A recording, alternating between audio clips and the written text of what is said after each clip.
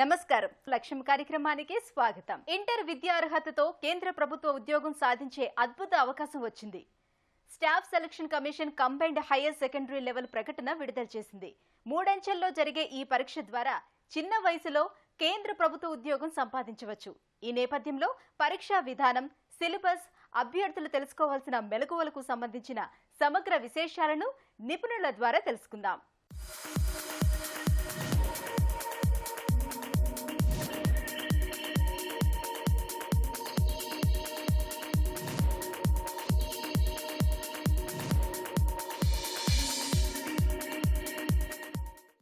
Staff selection commission వివిధ కేంద్ర ప్రభుత్వ సంస్థల్లో, సెక్రటేరియట్స్లో, మినిస్ట్రీస్లో, లోయర్ డివిజనల్ క్లర్క్స్ ఎల్డీసీస్, అట్లాగే junior secretariat assistants, postal assistants లేదా సార్టింగ్ అసిస్టెంట్స్, అట్లాగే డేటా ఎంట్రీ ఆపరేటర్స్, ఈ పోస్టుల్ని రిక్రూట్ చేయడానికి combined higher secondary level examination notification release చేసింది. 2020కి సంబంధించినటువంటి ఈ నోటిఫికేషన్లో పోస్టులు ఎన్ని ఉన్నాయో చెప్పకపోయినప్పటికీ అయితే గుడ్ నెంబర్ ఆఫ్ వేకెన్సీస్ 5,000 నుంచి 10,000 పైగానే వేకెన్సీస్ ఉండేటువంటి అవకాశం ఉంది. ఇక స్టాఫ్ సెలక్షన్ కమిషన్ 2020 సంవత్సరానికి ఇచ్చినటువంటి సిహెచ్ఎస్ఎల్ నోటిఫికేషన్ బహుశా చివరిదయ్యే అవకాశం ఉంది. ఎందుకంటే 2021 నుంచి కేంద్ర ప్రభుత్వం కామన్ ఎలిజిబిలిటీ టెస్ట్ కండక్ట్ చేసేటువంటి ఉద్దేశంలో ఉంది. కాబట్టి బహుశా ఇదే సిహెచ్ఎస్ఎల్ ఎగ్జామినేషన్ చివరిదయ్యేటువంటి అవకాశం మాత్రం ఉండొచ్చు. ఇక ఇంటర్మీడియట్ లేదా తత్సమానమైన పరీక్ష 10+2 అర్హత ఉన్నటువంటి ఎవరైనా దీనికి అప్లై చేసుకోవచ్చు. అది కూడా జనవరి 1, 2021 వరకు పూర్తి కాబోతున్న అభ్యర్థులు ఎవరైనా దీనికి అప్లై చేసుకోవచ్చు. అలాగే ఏజ్ కూడా 18 ఇయర్స్ నుంచి 27 ఇయర్స్ వరకు, అది కూడా జనవరి 1, 2021 వరకు 18 సంవత్సరాలు పూర్తి చేసుకొని 27 సంవత్సరాల లోపల ఉన్నటువంటి జనరల్ అభ్యర్థులు ఎవరైనా అప్లై చేసుకోవచ్చు. ఇక దీనికి అప్లై చేసుకోవటానికి డిసెంబర్ 15వ తారీఖు చివరి తేదీగా ఉంది. అయితే ఆన్లైన్లో అప్లై చేసుకోవటానికి, ఆన్లైన్లో ఫీజు పే చేయడానికి డిసెంబర్ 17 దాకా అవకాశం ఉంటుంది వాళ్ళకి. లేదు ఆన్లైన్లో ఫీజు పే చేయకుండా బ్యాంకుకి వెళ్ళి ఫీ పే చేద్దాం అనుకునేటువంటి అభ్యర్థులు డిసెంబర్ 19 వరకు ఆ ఫీ పే చేయటానికి చలాన్ ఫామ్ని వాళ్ళు డౌన్లోడ్ చేసుకోవచ్చు డిసెంబర్ 19 వరకు. అలాగా బ్యాంకుకి వెళ్ళి డిసెంబర్ 21 వరకు వాళ్ళు చలానా కట్టే అవకాశం ఉంది. ఆ ఫీజు కూడా 100 rupees. SC, ST, PWD, ex service men and మొత్తం ఆల్ మహిళా అభ్యర్థులకి ఫీ నుంచి రిలాక్సేషన్ ఉంది. ఇక ఈ ఎగ్జామినేషన్ అనేది మొత్తం 3 దశల్లో జరుగుతూ ఉంటుంది. Tier 1, tier 2, tier 3. ముఖ్యమైనది టైర్ 1 ఆన్లైన్లో నిర్వహించే computer based test objective examination. Tier 2 అనేది డిస్క్రిప్టివ్ టెస్ట్, పెన్ పేపర్ ద్వారా ఆ పద్ధతిలో నిర్వహించేటువంటి డిస్క్రిప్టివ్ టెస్ట్. ఇక టైర్ 3 అనేది స్కిల్ టెస్ట్, టైపింగ్ టెస్ట్ ఉంటుంది. దాని తర్వాత వీళ్ళ సర్టిఫికేట్ వెరిఫికేషన్ ఉంటుంది. టైర్ 1 ఎగ్జామినేషన్ని ఏప్రిల్ 12 నుంచి 27 మధ్యలో వివిధ దశల్లో ఎగ్జామినేషన్ కండక్ట్ చేస్తారు. ఇక ఎగ్జామినేషన్ ప్యాటర్న్ కూడా తీసుకుంటే టైర్ 1 ఎగ్జామినేషన్ వచ్చేసి వీళ్ళకి 4 సెక్షన్స్ ఉంటాయి. General intelligence, quantitative aptitude, general English, అలాగే జనరల్ అవేర్నెస్. ఈ 4 సెక్షన్స్లో 25 ప్రశ్నలు చొప్పున మొత్తం 100 ప్రశ్నలు ఉంటాయి. ఒక్కో దానికి 50 మార్కులు చొప్పున ఒక్కో సెక్షన్కి మొత్తం 200 మార్కులు ఉంటాయి. అలాగే ఈ మొత్తం ఎగ్జామినేషన్కి 60 మినిట్స్ టైం అనేది కేటాయించడం జరుగుతుంది. ఇక టైర్ 2 ఎగ్జామినేషన్ అనేది పూర్తిగా డిస్క్రిప్టివ్ ఎగ్జామినేషన్, పెన్ పేపర్ మోడ్లో నిర్వహించేటువంటి డిస్క్రిప్టివ్ ఎగ్జామినేషన్. ఆ ఎగ్జామినేషన్ని essay writing, letter writing, application writing, precis writing, వీటిలో వాళ్ళ ప్రావీణ్యతని పరీక్షిస్తారు. అది హిందీ కానీ ఇంగ్లీష్ కానీ భాషల్లో 100 మార్కుల పేపర్. అది 1 గంట సమయాన్ని కేటాయిస్తారు పూర్తిగా. అలాగే ఆబ్జెక్టివ్ ఎగ్జామినేషన్ టైర్ 1లో కండక్ట్ చేసేటువంటి సిబిటి కంప్యూటర్ బేస్డ్ టెస్ట్లో నెగిటివ్ మార్క్స్ ఉంటాయి. రాంగ్ అయితే మాత్రం హాఫ్ మార్క్, 0.5 మార్క్ కట్ అవుతుంది. SSC staff selection commission December 21కి సిజిఎల్ నోటిఫికేషన్ కూడా రిలీజ్ చేయబోతుంది. ఈ రెండింటికి సిజిఎల్ కావచ్చు, సిహెచ్ఎస్ఎల్ కావచ్చు, పెద్దగా సిలబస్ వైపుగా చూస్తే పెద్ద మార్పు లేకపోయినా ఎగ్జామినేషన్ స్థాయిలో మాత్రం ఒక డిఫికల్టీ లెవెల్లో తేడా ఉంటుంది. అయితే ఇప్పటి నుంచే ప్రిపేర్ అయ్యేటువంటి అభ్యర్థులు సిజిఎల్ని కూడా దృష్టిలో పెట్టుకొని కొంచెం హైయర్ లెవెల్లో ప్రిపేర్ అవడం అనేది బాగుంటుంది. అదేవిధంగా ఈ ఎగ్జామినేషన్కి సంబంధించిన అన్ని సెక్షన్స్లోని డీటెయిల్డ్ సిలబస్ నోటిఫికేషన్లో ssc.nic.in సైట్లోకి వెళ్తే మీకు ఆ నోటిఫికేషన్లోని మొత్తం డీటెయిల్డ్గా పేర్కొనడం అనేది జరిగింది. అయితే ఆ సిలబస్ని చూడగానే యాజ్ ఇట్ ఈస్గా సిలబస్లో ఉన్న టాపిక్ అని కాకుండా అభ్యర్థులకు ఒక సరైన అవగాహన రావాలంటే ఇంతకుముందు ఎస్ఎస్సి కండక్ట్ చేసినటువంటి సిహెచ్ఎస్ఎల్ ఎగ్జామినేషన్స్ ఒకసారి చూస్తే క్వశ్చన్స్ ఏ లెవెల్లో వస్తున్నాయి, ఎలా వస్తున్నాయి, ఎటువంటి టాపిక్స్ నుంచి వస్తున్నాయని ఒక ఐడియా కూడా కలుగుతుంది. ఇప్పుడే మొదటిసారిగా మీరు ఎగ్జామినేషన్ రాస్తూ ఉన్నట్టయితే మీకు ఫస్ట్ చేయాల్సిన పని ప్రిపేర్ అవ్వాల్సినటువంటి టాపిక్స్ క్వాంటిటేటివ్ యాప్టిట్యూడ్ అంటే బేసిక్ అర్థమెటిక్ టాపిక్స్ అనేది ఉంటుంది. వాళ్ళకి అర్థమెటిక్ టాపిక్స్ అన్నితో పాటు like percentages, averages, ratios, profit and loss ఇలాంటి టాపిక్స్ ఇవన్నీ కూడా బేసిక్ లెవెల్లో క్వశ్చన్స్ అడుగుతారు. ఎలిజిబిలిటీ 12th క్లాస్ దాకా ఉంటుంది అంటే 12th క్లాస్ దాకా సిలబస్ టెస్ట్ చేయరు. దానికంటే ముందు ఉన్నటువంటి సిలబస్ అనేది టెస్ట్ చేయడం జరుగుతుంది. 10th క్లాస్ వరకు హై స్కూల్లో జరిగినటువంటి సిలబస్ అంతా అందులో ఉంటుంది. అలాగే general intelligence is nothing but reasoning అనమాట. అందులో వెర్బల్ క్వశ్చన్స్ అలాగే నాన్ వెర్బల్ క్వశ్చన్స్ రెండు ఉంటాయి. ఇక జనరల్ ఇంగ్లీష్లో వచ్చేస్తే జనరల్ ఇంగ్లీష్లోనే మీరు క్వశ్చన్స్ అన్నీ సాల్వ్ చేయాలంటే గ్రామర్ మీద మంచి అవగాహన ఉండాలి. మీకు గ్రామర్ మీద అవగాహన ఉంది అంటే జనరల్ ఇంగ్లీష్లో క్వశ్చన్స్ ఎలాంటి మోడల్స్ ఆఫ్ క్వశ్చన్స్ ఇచ్చినా మీరు ఈజీగా చేయగలుగుతారు. అయితే గ్రామటికల్గా ఏది రాంగ్ ఉందో మీకు తెలియాలంటే గ్రామర్ మీకు అవగాహన అనేది అవసరం. అండ్ ఇంకోటి జనరల్ అవేర్నెస్ అంటారు. జనరల్ అవేర్నెస్ అంటే మీకు కరెంట్ అఫైర్స్ నుంచి ప్రశ్నలు వస్తాయి, స్టాటిక్ జీకే నుంచి ప్రశ్నలు వస్తాయి. స్టాటిక్ జీకే అంటే స్టాండర్డ్ జీకే అంటే జనరల్గా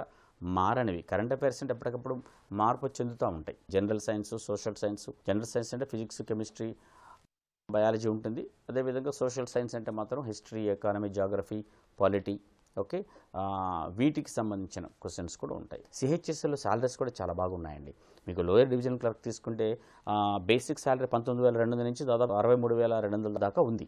అదే మీరు డేటా ఎంట్రీ ఆపరేటర్స్కి వెళ్ళిపోతే అది 29,200 నుంచి దాదాపు 92,900 దాకానే ఉంది. చాలా huge salaries, very good salaries. అంటే కేంద్ర ప్రభుత్వ సంస్థలో ఉద్యోగం చేసే అవకాశం. బాగా ప్రాక్టీస్ చేసి సరైన విధంగా రాయండి. All the best. నేడు ప్రపంచవ్యాప్తంగా ఆన్లైన్ విధానంలో ఉద్యోగాలు చేయటం, కొత్త ఉద్యోగాల అవకాశాలు పొందటానికి ఇంటర్నెట్ అత్యంత కీలకమైంది. ప్రతి ఒక్కరూ తమకున్న పరిజ్ఞానాన్ని ఉపయోగించుకుని యూట్యూబ్ ద్వారా ఉపాధి అవకాశాలను పొందుతున్నారు. ఈ ప్రక్రియలో అత్యంత కీలకమైన సాఫ్ట్వేర్ టెక్నాలజీ వర్డ్ ప్రెస్. ఆన్లైన్లో తమ కంటెంట్ను అప్లోడ్ చేయడంతో పాటు ఆ విషయాలను ఎక్కువ మంది చూసే విధంగా మంచి సైట్ తయారు చేయటం, మేనేజ్మెంట్ సిస్టమ్ను ఎప్పటికప్పుడు పరిశీలించడం అన్నవి అత్యంత కీలకాంశాలు. ఈ నేపథ్యంలో అన్ని వర్గాల వారికి ఉపకరించే విధంగా కావలసిన నైపుణ్యాలు ఎలా పొందాలో నిపుణుల ద్వారా తెలుసుకుందాం.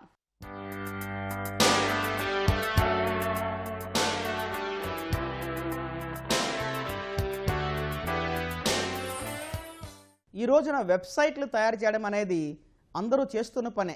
మరి వెబ్సైట్ తయారు చేయడానికి మార్గం ఏంటి, దానివల్ల లాభాలేంటి అవి తెలుసుకుందాం. ప్రపంచం మొత్తం ఇంటర్నెట్లో ఎవరైనా వెబ్సైట్ తయారు చేయాలంటే 3 విషయాలు ఉండాలి మన దగ్గర. మొదటిది డొమైన్ నేమ్, అంటే వెబ్సైట్ పేరు. దానినే డొమైన్ నేమ్ అంటున్నాం. ఆన్లైన్లో ఐఎస్పీస్ ఏవైతే ఉన్నాయో, ఇంటర్నెట్ సర్వీస్ ప్రొవైడర్స్ అంటాం ఈ కంపెనీస్ని. ఉదాహరణ గోడాడీ కానివ్వండి, బ్లూ హోస్ట్ కానివ్వండి, ఇటువంటి కంపెనీస్ ద్వారా వెబ్సైట్ నేమ్ రిజిస్ట్రేషన్ చేయించుకున్నాక, రెండవది ఆన్లైన్లో మనం స్పేస్ తీసుకోవాల్సిన అవసరం ఉంటుంది. దానినే హోస్టింగ్ స్పేసు లేదా వెబ్ హోస్టింగ్ స్పేస్ అంటున్నాం. మరి ఈ స్పేస్ కూడా ఈ గోడాడీ, బ్లూ హోస్ట్ లాంటి కంపెనీసే ఇస్తారు మనకి. ఆ స్పేస్లో మనం వెబ్సైట్ డిజైన్ చేసి పెట్టాలన్నమాట. మరి వెబ్సైట్ ఎలా డిజైన్ చేస్తాం, ఈ విషయాన్ని తెలుసుకున్నట్లయితే భవిష్యత్తులో అనేక రకమైన అద్భుతమైన అవకాశాలు కూడా మనం చేజిక్కించుకునే అవకాశం ఉందన్నమాట. మరి వెబ్సైట్ తయారు చేయాలంటే యూజువల్గా ప్రోగ్రామింగ్ లాంగ్వేజెస్ ద్వారా మాత్రమే అనే విషయం అందరికీ తెలిసిందే. సి లాంగ్వేజ్ అని, .NET అని, జావా అని, PHP, HTML అనేటువంటి రకరకాల ప్రోగ్రామింగ్ లాంగ్వేజెస్ ద్వారా వెబ్సైట్లు తయారు చేస్తున్నారు అనే విషయం అందరికీ తెలిసిన విషయమే. మనలో చాలామందికి కూడా ఈ ప్రోగ్రామింగ్ నాలెడ్జ్ ఉండకపోవచ్చు, టెక్నాలజీ తెలియకపోవచ్చు, కోడింగ్తో సంబంధం లేకుండా ఇన్ని సంవత్సరాలుగా ఉండుంటాం. మరి ఎవరైతే ప్రోగ్రామింగ్ రంగంలో, ఐటీ రంగంలో ఎక్కువ సంపాదిస్తున్నారో వాళ్ళని చూసి మనం చాలామంది అనుకుంటుంటాం, ఆ అవకాశం నాకు రాలేదు కదా, మరి ఇటువంటి ఫీల్డ్లోనే ఎలా ఎంటర్ కావచ్చు అని చెప్పి. వీటన్నిటికీ పరిష్కారంగా వెబ్సైట్లు తయారు చేయడం ఎలాగా అనేది చూసినట్లయితే ఇంటర్నెట్లో CMS అనేటువంటి కొన్ని ఇంట్రెస్టింగ్ సాఫ్ట్వేర్స్ చాలా ఉన్నాయి. CMS అంటే కంటెంట్ మేనేజ్మెంట్ సిస్టమ్స్. అటువంటి CMSలో బాగా పేరున్నటువంటి ఒక సాఫ్ట్వేర్ పేరు word press. WORD word PRESS press అని, వర్డ్ ప్రెస్ అనమాట. చాలామంది వినే ఉంటారు ఈ పదాన్ని. ఆల్మోస్ట్ 1/3 ఆఫ్ ది ఇంటర్నెట్, అంటే ఇంటర్నెట్లో 3వ వంతు భాగం వెబ్సైట్లు వర్డ్ ప్రెస్ మీదే ఆధారపడి ఉన్నాయి. అంత పాపులర్ ఈ software. American parliament white house website కూడా వర్డ్ ప్రెస్ మీదే నడుస్తుందంట. ఫోర్డ్ కంపెనీ వాళ్ళ వెబ్సైట్ కూడా వర్డ్ ప్రెస్లోనే నడుస్తుంది. CNN ఛానల్ మనకు తెలిసే ఉంటుంది, వాళ్ళ బ్లాగ్ కూడా వర్డ్ ప్రెస్ ద్వారానే నడుస్తుంది. మరి ఎందువల్ల ఇంతమంది వాడుతున్నాడు వర్డ్ ప్రెస్ని? 2 ముఖ్యమైన కారణాలు ఉన్నాయి. వాటిలో మొదటిది వర్డ్ ప్రెస్ అనేది ఓపెన్ సోర్స్, అంటే ఫ్రీ, ఎటువంటి లైసెన్స్తో సంబంధం లేకుండా, ₹1 కూడా ఎవరికి కట్టాల్సిన అవసరం లేకుండా ఇంటర్నెట్ నుంచి ఈ సాఫ్ట్వేర్ని ఫ్రీగా డౌన్లోడ్ చేసుకొని మనకు కావాల్సినటువంటి వెబ్సైట్స్ని మనం తయారు చేసుకునే అవకాశం ఉంది. ఎటువంటి కాంప్లెక్స్ వెబ్సైట్ అయినా కూడా, ఈ కామర్స్ వెబ్సైట్స్తో సహా ఎటువంటి వెబ్సైట్ అయినా కూడా వర్డ్ ప్రెస్ ద్వారా మనం తయారు చేసే అవకాశం ఉంది. వర్డ్ ప్రెస్లో ఈ రోజున ఎటువంటి ఫీచర్ కావాలన్నా మన వెబ్సైట్లో దానికి కావాల్సినటువంటి కొన్ని లక్షల యాప్స్ ఉండడం మనం గమనించవచ్చు. అయితే వర్డ్ ప్రెస్లో వీటిని యాప్స్ అనము, వీటిని ప్లగిన్స్ అంటాం. PLUG ప్లగ్-IN. ప్లగిన్ అంటే యాప్ అని అర్థం.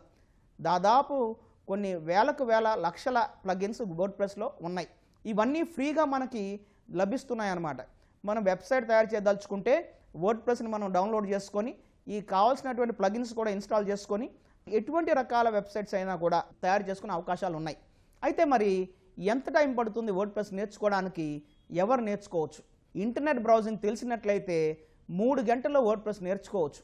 కేవలం డ్రాగ్ డ్రాప్ ఫెసిలిటీతో క్లిక్ చేస్తే అన్ని ఫీచర్లు మనకు అందుబాటులోనే ఉండే సదుపాయం వర్డ్ ప్రెస్లో ఉంది. అందువల్ల దీన్ని ప్రపంచం మొత్తం విరివిగా అందరూ వాడుతున్నారు. మరి వర్డ్ ప్రెస్ 3 గంటల్లో నేర్చుకున్న తర్వాత ఇంకొక 2-3 గంటలు ప్రాక్టీస్ చేయాల్సి ఉంటుంది. మనం ఏం ప్రాక్టీస్ చేయాలి? వెబ్సైట్లో మనం ఫొటోస్ అప్లోడ్ చేయాలన్నా వాటిని చక్కగా అలైన్మెంట్ చేసుకోవడం, రకరకాల కాలమ్స్ రోస్ని మనం డిజైన్ చేసుకోవడం, అవసరమైతే ఎంక్వైరీ ఫామ్స్ని డిజైన్ చేస్తూ వాటిని మనం సరైన లేఅవుట్లో తయారు చేయడం, ఇవన్నీ ఇంకో 2-3 గంటల ప్రాక్టీస్ అవసరం అవుతుంది. అంటే 3 గంటలు నేర్చుకోవడానికి, 3 గంటలు ప్రాక్టీస్కి, మొత్తం కలిపి 3+3 కేవలం 6 గంటల్లో మనం వర్డ్ ప్రెస్లో నిష్ణాతులు అయిపోయి మన సొంత వెబ్సైట్లని డిజైన్ చేయగలిగే స్థితికి చేరుకోవచ్చు అన్నమాట. అయితే మరి వర్డ్ ప్రెస్ ఎక్కడ నేర్చుకోవచ్చు, ఎలా నేర్చుకోవచ్చు? ఆన్లైన్లోనే wordpress.org అనే వెబ్సైట్ ఉంది, లేదా wordpress.com. ఈ 2 వెబ్సైట్స్లోనూ మనకి కావాల్సిన ఇన్ఫర్మేటివ్ గైడ్స్ అని ఉన్నాయి. అలానే ఇంకా అవసరం అనుకుంటే యూట్యూబ్లో కూడా మీకు తెలిసే ఉంటుంది, రకరకాల ఎడ్యుకేటివ్ వీడియోస్ ఉన్నాయి. మరి బెనిఫిట్ ఏంటి? వర్డ్ ప్రెస్ ద్వారా వెబ్సైట్లు డిజైన్ చేసుకుంటే దాని ద్వారా మనం సంపాదించే అవకాశాలు ఉన్నాయి. అందరికీ తెలిసిన విషయమే. మొదటిది గూగుల్ యాడ్సెన్స్, అంటే గూగుల్ కంపెనీ వాళ్ళతో టైప్ అయ్యి మన వెబ్సైట్లో అడ్వర్టైజ్మెంట్స్ వచ్చేలా చేయడం వలన వచ్చిన విజిటర్స్ ఎవరైనా యాడ్స్ మీద క్లిక్ చేస్తే ప్రతి క్లిక్కి గూగుల్ వాళ్ళు మనకు పే చేయడానికి సిద్ధంగా ఉన్నారు. అదొక పెద్ద ఇన్కమ్ మార్గం అయ్యే అవకాశం ఉంది. అలానే రెండోది ఎఫిలియేట్ ఇన్కమ్, అంటే పేరున్నటువంటి పెద్ద పెద్ద కంపెనీస్తో మనం టైప్ అయ్యి, ఉదాహరణకి ఈ కామర్స్ అన్ని అమెజాన్ కానివ్వండి, ఫ్లిప్కార్ట్ కానివ్వండి, ఈబే కానివ్వండి, షాదీ.com, ఇటువంటి కంపెనీస్ అన్నిటితో కూడా మనం టైప్ అయ్యి ₹1 ఇన్వెస్ట్మెంట్ లేకుండా వాళ్ళతో ఎఫిలియేట్గా మనం టైప్ చేసుకొని వాళ్ళ అడ్వర్టైజ్మెంట్స్ అన్నీ తీసుకొచ్చి మన వెబ్సైట్లో పెట్టుకోవడం ద్వారా వచ్చిన బిజినెస్ ఏమైనా ఈ యాడ్ మీద క్లిక్ చేసుకొని వెళ్ళి ఫ్లిప్కార్ట్లో, అమెజాన్లో ఏమైనా వస్తువులు కొంటే మనకి కమిషన్ వస్తుంది. దీనినే ఎఫిలియేట్ ఇన్కమ్ అంటున్నాం. ఈ విధంగా వెబ్సైట్ తయారు చేసుకొని వర్డ్ ప్రెస్ ద్వారా ఎఫిలియేట్ ఇన్కమ్ ద్వారా లేదా గూగుల్ యాడ్సెన్స్ ద్వారా సంపాదిస్తున్న వాళ్ళు కొన్ని లక్షల కోట్ల మంది ఉన్నారు భారతదేశంలో. మరి వర్డ్ ప్రెస్ నేర్చుకొని సొంత వెబ్సైట్స్ తయారు చేయడమే కాదు, ఇంకా కావాలనుకుంటే ఇతరులకి వెబ్సైట్లు తయారు చేసి ఇవ్వడం ద్వారా కూడా ఇన్కమ్ను పెంచుకునే అవకాశం ఉంది. వెబ్సైట్ డిజైనర్లకి విపరీతంగా డిమాండ్ పెరగబోతూ ఉంది. ఎందువలన? ఉదాహరణ, ఈ రోజున ఈ HR డిపార్ట్మెంట్స్ ఏవైతే ఉన్నాయో, అంటే రిక్రూట్మెంట్ కంపెనీస్, ప్లేస్మెంట్ కంపెనీస్, జాబులు ఇచ్చేటువంటి పెద్ద పెద్ద కంపెనీస్, రిక్రూట్మెంట్ ఏజెన్సీస్ అన్నీ కూడా వాళ్ళ ఎంప్లాయీస్కి చెబుతున్నారంట. కంపెనీస్లో HR డిపార్ట్మెంట్స్ కూడా చెబుతున్నారంట. ఏమని? మీ రెజ్యూమే కానీ CV కానీ మాకు ఈమెయిల్లో పంపించమాకండి అటాచ్మెంట్గా. మరి అటాచ్మెంట్స్ పెరిగిన కొద్దీ ఇన్బాక్స్ నిండిపోతుంది, మెయిల్స్ బౌన్స్ అవుతున్నాయి. అందువల్ల మీ రెజ్యూమే CVని ఆన్లైన్లోనే వెబ్సైట్ ఒకటి క్రియేట్ చేసి అక్కడ మీ రెజ్యూమే CV అక్కడ ఉంచి ఆ లింక్ మాకు పంపిస్తే మేము వెళ్ళి మిమ్మల్ని చూసుకొని మీ రెజ్యూమే చదివాక ఇంటర్వ్యూకి పిలుస్తామని అంటున్నారు కంపెనీస్ అందరూ కూడా. వర్డ్ ప్రెస్ నేర్చుకొని ఆ స్కిల్ ద్వారా వెబ్సైట్లు డిజైన్ చేస్తూ భవిష్యత్తుని బంగారంగా మార్చుకునే అవకాశం ఉంది. ఈ భూమి మీద ఉన్న అన్ని రకాల ప్రాణులలో అత్యంత తెలివైన వాడు, మాట్లాడగలిగిన వాడు, ఆలోచించి మంచి పనులు చేయగలిగిన వాడు మానవుడు. అందుకే మానవునికి వచ్చే ఆలోచనలు అపారం. పరిశోధకుల అంచనాల ప్రకారం ఒక రోజుకు మనిషిలో దాదాపు 70,000 ఆలోచనలు పుడతాయట. మన ఆలోచన మంచిదైతే మంచి ఫలితాలు వస్తాయి, చెడు ఆలోచన అయితే ఫలితాలు చెడ్డగా ఉంటాయి. ఈ ప్రపంచంలో ఏ పనైనా 2 సార్లు జరుగుతుంది. మొదటిసారి ఆలోచనలో, రెండవసారి ఆచరణలో. మంచి ఆలోచనలను వృద్ధి చేస్తే ఉత్తమ విజయాలు సొంతమవుతాయి. చెడు ఆలోచనలను ఆదిలోనే తుంచివేస్తే ఎన్నో రకాల అనార్థాలు దూరమవుతాయని అంటున్నారు నిపుణులు. మరి ఆ వివరాలేంటో గెలుపు మంత్రాలు నిపుణుల మాటల్లో విందాం.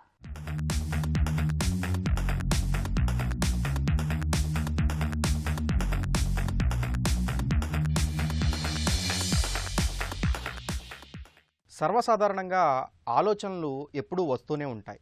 మనిషి కను తెరిచినప్పటి నుంచి కనుమూసే వరకు అనేకమైనటువంటి ఆలోచనలతో సతమతం అవుతూనే ఉంటాడు.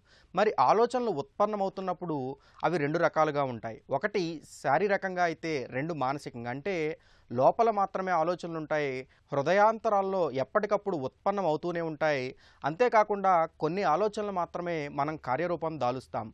అందుకనే కొంతమంది వ్యక్తులను మహాత్ములుగా పరిగణిస్తామంటే వారు మనస్వీకం వచస్వీకం కర్మణ్యేవం మహాత్మనః అంటారు. అంటే దాని అర్థం వారి మనసులో ఉండేటువంటి ఆలోచనలు, బయటకు చెప్పేటువంటి ఆలోచనలు, అలాగే కార్యరూపంలో దాల్చేటువంటి ఆలోచనలు ఒకటైన వారిని మాత్రమే మహాత్ములు అంటాం.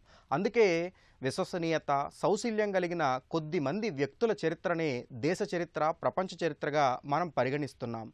ఈ నేపథ్యంలో మనం ఎలా ఆలోచించాలంటే ఉన్నతమైనటువంటి శిఖరాలను అధిరోహించేదానికి మన ఆలోచనలు కూడా బలోపేతం చేసేలా ఉండాలి. కొన్ని ఆలోచనలు మంచివి ఉంటాయి, కొన్ని ఆలోచనలు చెడ్డ ఉంటాయి. మంచివి ఆలోచిస్తున్నప్పుడు దాని నుంచి వచ్చే ఫలితాలు ఎలా ఉంటాయో మనకు ముందుగానే మనకు తెలియకుండా మన సబ్కాన్షియస్ మైండ్ మనకి ఎప్పటికప్పుడు చెప్తూనే ఉంటుంది. అలాగే చెడు ఆలోచనలు వచ్చినప్పుడు దాని పర్యవసానాలు ఎలా ఉంటాయి, తద్వారా జీవితంలో వచ్చేటువంటి దుష్పరిణామాలు ఎలా ఉంటాయి కూడా ఎప్పటికప్పుడు మనలో ఉన్నటువంటి ఇన్నర్ థాట్స్ ఎప్పటికప్పుడు చెప్తూనే ఉంటాయి. కానీ వాటన్నిటినీ పక్కన పెట్టి మనం మంచైనా చెడైనా అనాలోచితంగా గనక ఆ ఆలోచనని గనక మనం కార్యరూపం దాలిస్తే మంచైనా చెడైనా మనమే ఎదుర్కోవాల్సి వస్తుంది. కాబట్టి ఆ చెడు ఆలోచనలు ఎప్పుడైనా వస్తే ఆ చెడు ఆలోచనలు వెంటనే ఆదిలోనే తుంచేస్తే మనతో పాటు సమాజానికి కూడా అత్యంత మంచి జరుగుతుంది. ఏ ఆలోచన అయినా, ఉదాహరణకు మనకు మహాత్మా గాంధీ బానిస సంఖ్యలు మాకొద్దు అంటూ ఒక ఉక్కు సంకల్పంతో ఆయన ముందుకు వచ్చి ఈ దేశానికి స్వతంత్ర సంగ్రామం వైపు పోరాడుతున్న యోధులను ఒక్క తాటి మీదకి తీసుకువచ్చి భారతదేశానికి స్వతంత్రాన్ని సిద్ధించేలాగా చేశారు. అలాగే అసాధ్యం అనుకున్నటువంటి పనిని సుసాధ్యం చేసి చూపించిన స్టీవ్ జాబ్స్ని తీసుకున్న ఆయన ఆలోచనను చాలా అద్భుతంగా ముందుకు ఎలా తీసుకురావాలి, ఏ స్థాయిలో దాన్ని అమలు పరిస్తే సత్ఫలితాలను పొందుతాను, విజయ శిఖరాలను పొందుతాను అనేది ముందుగానే ఆలోచించుకుని తనలో తానే తపన పడి ఆ ఆలోచనను వెలుగులోకి తీసుకొస్తే మనందరికీ వాళ్ళ ఐఫోన్ అందించినటువంటి గొప్ప వ్యక్తిగా స్టీవ్ జాబ్స్ చరిత్రలో మిగిలిపోయారు. ఈ నేపథ్యంలో ఇలాంటి ఆలోచనలు ఎప్పటికప్పుడు ప్రతి మనిషి ఉత్పన్నం అవుతూనే ఉంటాయి. కాబట్టి ఉత్తమమైనటువంటి ఆలోచనల ద్వారా ఉత్తమ సమాజాన్ని నిర్మించుకునే వాళ్ళం అవుతాం. మన ఆలోచనల్ని ఎప్పటికప్పుడు మంచి మార్గంలో ఉండేలాగా చూసుకోవాలి. విద్యార్థులు కూడా ఆ విద్యార్థి దశలో చుట్టూ ఉండేటువంటి స్నేహితుల ద్వారా మంచి అలవాట్లు, మంచి సహచర్యం, మంచి ఆలోచనలతో ఉండేటువంటి వారితో కలిసి ఉండడం వల్ల అద్భుతంగా ముందుకెదుగుతారు. ఎందుకంటే మనకు అందరూ అన్నట్లుగానే సావాస దోషం అని ఉంటుంది. కొంతమంది వ్యక్తులతో మనం కలిస్తే ఆ రకంగా మన ఆలోచనలు, మనం చేసేటువంటి పనులు ప్రభావితం అవుతాయి. కాబట్టి మనం చుట్టూ ఉండేటువంటి పరిస్థితులను కూడా ఎప్పటికప్పుడు మన ఆలోచనలకు తగిన రీతిలో ఉన్నాయా లేవా అనేది కూడా ఆలోచించుకోవాలి. ఎందుకంటే విద్యార్థులు ఇంటి దగ్గర నుంచి బయలుదేరిన తర్వాత వారు ఎంత అద్భుతమైనటువంటి ఆలోచన తరంగాలు ఉన్నా కానీ ఒకసారి కళాశాలలోకో లేకపోతే చుట్టూ ఉన్నటువంటి స్నేహితుల మధ్యలోకి ప్రవేశించిన తర్వాత అనేకమైనటువంటి ఆలోచనలు వ్యత్యాసాలు వస్తూ ఉంటాయి. అంతేకాకుండా దురలవాట్లకు కూడా దాని నుంచి మార్పు చెందుతూ ఉంటారు. దీనికి ప్రత్యక్షంగా కారణం ఏమిటంటే చుట్టూ ఉన్నటువంటి పరిస్థితులు. కాబట్టి ఎప్పటికప్పుడు మనం వెళ్ళేది ఆదర్శనీయమైనటువంటి మార్గమా కాదా, మనం చేస్తున్నటువంటి పని అనువైనదా కాదా అనేటువంటిది ఎవరికి వారే పునర్సమీక్షించుకోవాలి. ఎన్ని విషయాలున్నా దీని సారం మాత్రం ఒకటే, మన ఆలోచనలు రెండు రకాలు. కొన్ని మానసికమైతే కొన్ని భౌతికంగా కార్యరూపం దాల్చేవి. కాబట్టి ఏ ఆలోచన అయినా సరే మన హృదయాంతరాల్లో పుట్టినప్పుడు దాన్ని కార్యరూపం దాల్చాలా వద్దా అనేది ముందుగానే త్రికరణ శుద్ధిగా మన అంతరాత్మ ఎప్పటికప్పుడు చెప్తూనే ఉంటుంది. అది మంచిదైతే దాని నుంచి వచ్చేటువంటి ఫలాలు మీతో పాటు సమాజానికి కూడా అందుతాయి. అదే దుష్పరిణామాలైతే సమాజంలో నుంచి వేరు చేయబడతారు. అంతేకాకుండా తీవ్రమైనటువంటి శిక్షలను కూడా అనుభవించే పరిస్థితులు వస్తాయి. కాబట్టి ఎలాంటి పరిస్థితుల్లోనైనా, ఎలాంటి సందర్భంలోనైనా ఎప్పటికప్పుడు మన ఆలోచన తరంగాలను మాత్రం సమాజానికి మంచి జరిగేటువంటి వైపుగానే వెళ్ళాలి. దాన్నే పాజిటివ్ థింకింగ్ అంటాం. ఆ పాజిటివ్ థింకింగ్ ఎప్పుడైతే ఉంటుందో మనం అనుకునేటువంటి పనులన్నీ సక్రమంగా పూర్తి చేసుకుంటాం. దాంతోపాటు మన వెనుకే విజయాలు మనల్ని ఉన్నత శిఖరాలను తీర్చిదిద్దేలాగా చేస్తాయి. కాబట్టి మన ఆలోచనలు వచ్చినప్పుడే అది మంచా చెడా అనేది విచక్షణా జ్ఞానంతో ఆలోచించుకుంటే ఖచ్చితంగా మంచి భవిష్యత్తు అందరికీ ఉంటుంది. ఈ విషయాన్ని విద్యార్థులు అలాగే ఉద్యోగాల్లో ఉన్నత స్థానాల్లో ఉన్నవాళ్ళు కూడా ఆలోచించుకుంటే శిఖరాగ్ర స్థాయికి చేరుకుంటాం. ఈ వారం ఉద్యోగాలు, ప్రవేశాల్లో మరికొన్ని అవకాశాల వివరాలను పొందుపరిచాం. పూర్తి వివరాలకు ఆయా సంస్థల వెబ్సైట్లను కూడా అందిస్తున్నాం. జాగ్రత్తగా గమనించి లబ్ధి పొందుతారని ఆశిస్తాం. Bharat electronics limited project engineer సహా పలు పోస్టులు 549. అర్హత సంబంధిత బీఈ, బీటెక్. దరఖాస్తు విధానం ఆన్లైన్ ద్వారా. చివరి తేదీ నవంబర్ 25. సీడాక్ ప్రాజెక్ట్ ఇంజనీర్ సహా పలు పోస్టులు 196. అర్హత సంబంధిత డిగ్రీ, పీజీ అనుభవం. దరఖాస్తు విధానం ఆన్లైన్ ద్వారా. చివరి తేదీ నవంబర్ 20. ఈఎస్ఐసి హైదరాబాద్ ఫ్యాకల్టీ పోస్టులు 187. అర్హత ఎంబీబీఎస్, ఎండీ, పీహెచ్డీ. దరఖాస్తు విధానం ఆన్లైన్ ద్వారా.